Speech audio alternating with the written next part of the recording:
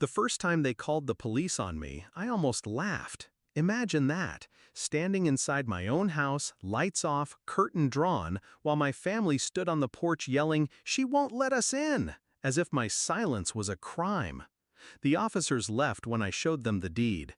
But the message was clear. My blood relatives saw my house not as mine, but as theirs. That was the night I stopped being their doormat. It hadn't always been this way. When I bought the house, keys trembling in my hand, I invited them in with pride. My first place, my sanctuary. I thought family would celebrate with me. And they did, at first. Cookouts on the weekends, sleepovers just for fun. But soon, their visits weren't invitations. They were expectations. We were just in the area. That was their excuse every Saturday. My living room became their lounge, my fridge their pantry, my time their entitlement. The first betrayal wasn't loud. It was a slow invasion.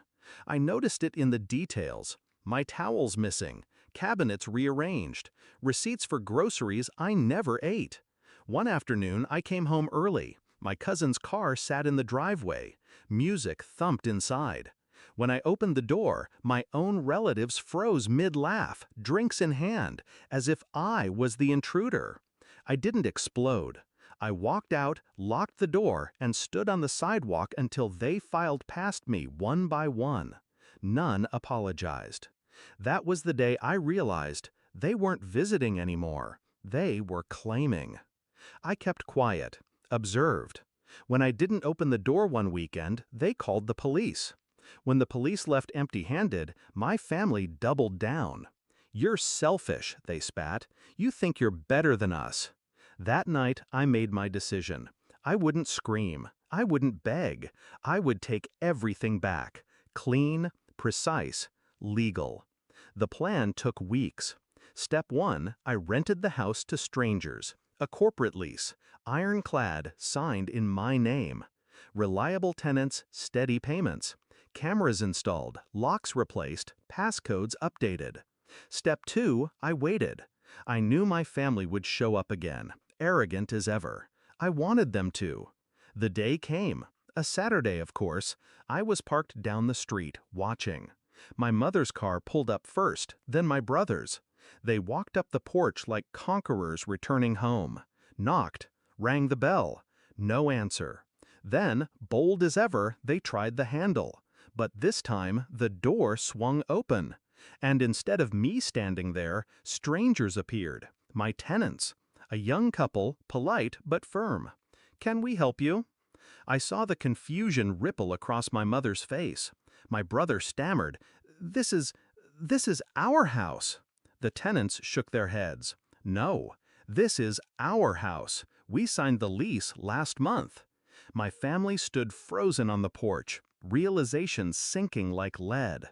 My phone buzzed within minutes. Calls, texts, rage spilling across the screen. "What have you done? How could you rent it out? Where are we supposed to go?" I let them burn. Finally, I answered, my voice calm. "You called the police on me for not opening my door, so I solved the problem. It's not my door anymore." The silence on the line was delicious. The fallout was immediate. Their weekend routine shattered, their entitlement gone. They couldn't barge in, couldn't rearrange my life, couldn't touch what was mine. They tried guilt, they tried threats. Nothing worked. The lease was legal, airtight. My house was no longer a stage for their dominance. It was a locked fortress. Do I miss them? No. Family isn't blood. Family doesn't force themselves into your home, call the police when you set boundaries, treat you like a trespasser in your own life. What I miss is the illusion that once I thought they would be proud of me, that my house would be a place for love. But illusions burn, and when they do, you see truth clearly. Now, when I drive past on weekends, I see my tenants' cars in the driveway. Laughter spilling from the windows.